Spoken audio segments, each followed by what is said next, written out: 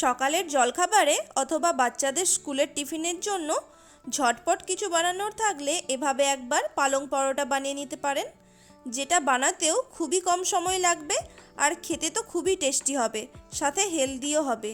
অনেক বাচ্চারা তো ভাতের সাথে পালং শাক খেতে পছন্দ করে না, তাদেরকে এভাবে একবার পালং পরোটা বানিয়ে দিতে পারেন। তাহলে দেখে নিন বন্ধুরা, একদম সহজ পদ্ধতিতে পালং পরোটা রেসিপি। একটা কড়াইয়ের মধ্যে 1/2 লিটারের মতো জল দিয়ে জলটা ভালো করে গরম হতে দেব। জল ফুটতে শুরু করলে ওর মধ্যে দিয়ে দেব 1 আঁটি পালং শাক।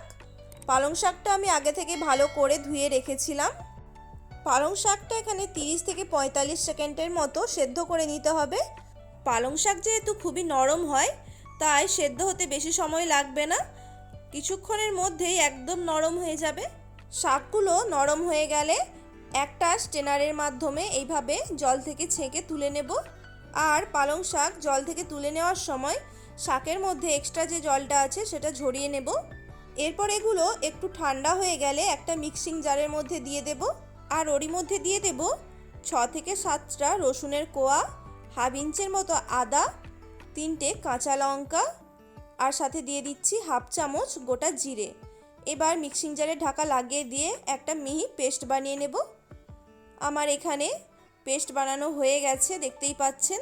আর বন্ধুরা, শাকটা এখানে পেস্ট করার সময় আমি একদমই জল ব্যবহার করিনি, যেহেতু শাকের মধ্যে প্রচুর পরিমাণে জল থাকে।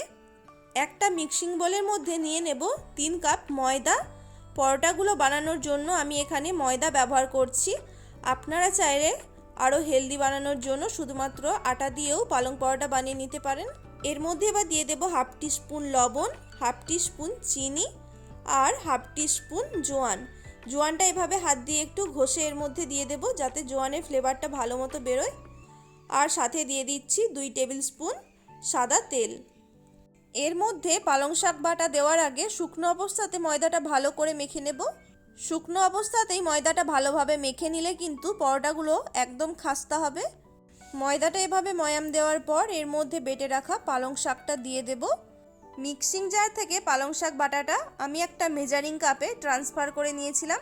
আর এখানে শাকের এই পেস্টটা 1/2 কাপের মতো হয়েছে। এর মধ্যে শুরুতে আমি জল অ্যাড করব না, এই পালং শাকের পেস্টটা দিয়েই ভালো করে ময়দাটা মেখে নেব। প্রয়োজনে যদি জল লাগে তাহলে আমি পরে জল অ্যাড করব। মিক্সিং জারটা ধুয়ে আমি এখানে একটু জল অ্যাড করছি। বেশ কিছুক্ষণ সময় ধরে ময়দাটা ভালো করে মেখে নেব আমি এখানে, আর একটা নরম ডো তৈরি করে নেব। প্রায় 7 থেকে 8 মিনিটের মতো ময়দাটা ডলে ডলে মাখিয়ে নেওয়ার পর দেখুন এখানে একটা সুন্দর ডো তৈরি হয়ে গেছে। ডোটা ঠিক এইরকম নরম করে নিতে হবে। এরপর ওপর থেকে অল্প একটু তেল ছড়িয়ে দিয়ে ডোটার গায়ে ভালো করে লাগিয়ে দেব। এরপর একটা ভিজে কাপড়ে ঢাকা দিয়ে কিছুক্ষণ রেস্টে রাখবো, প্রায় 25 থেকে 30 মিনিটের মতো। কিছুক্ষণ রেস্টে রাখার পর ডোটার ওপর থেকে ভিজে কাপড়টা সরিয়ে নিয়েছি। এরপর আরও 2 মিনিটের জন্য ডোটা ভালো করে মাখিয়ে নেব। পরোটা লুচি বানানোর ক্ষেত্রে ময়দাটা ভালো করে মাখিয়ে নিলে কিন্তু ভাজার পর পরোটা লুচিগুলো খুব বেশি শক্ত হয়ে যাবে না। এবার ডোটা থেকে লেচি কেটে নেব। এখানে রুটি বানানোর জন্য যেরকম সাইজের লেচি কাটা হয় আমি সেই রকমই লেচি কেটে নেব। আপনারা চাইলে ছোট ছোট কিংবা আরও বড় সাইজের লেচি বানিয়ে নিতে পারেন নিজেদের পছন্দ মতো।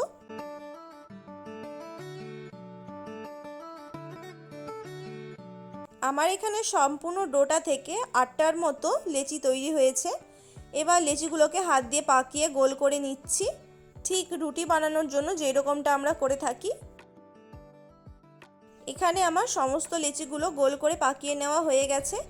এবার এগুলিকে একটা একটা করে বেলে নেব। ওপরে একটু ময়দা ছড়িয়ে দিয়ে পরোটাগুলো আমি এখানে বেলে নেব। আপনারা চাইলে তেল দিয়েও পরোটাগুলো বেলে নিতে পারেন।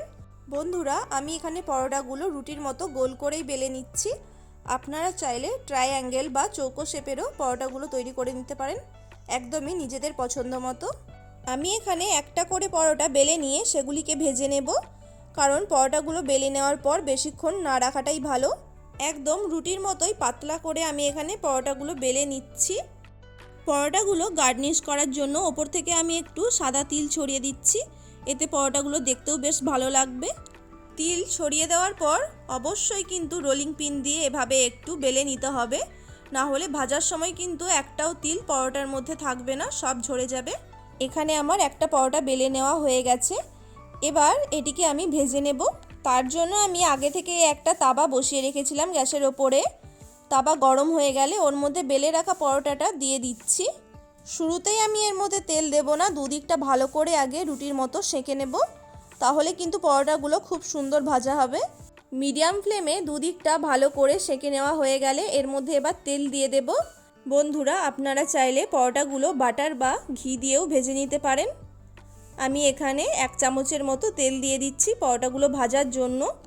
পরোটাগুলো যেহেতু আগেই সেঁকে নিয়েছিলাম, সেই জন্য অল্প পরিমাণে তেল দিলেই পরোটাগুলো খুব ভালোভাবে ভাজা হয়ে যাবে।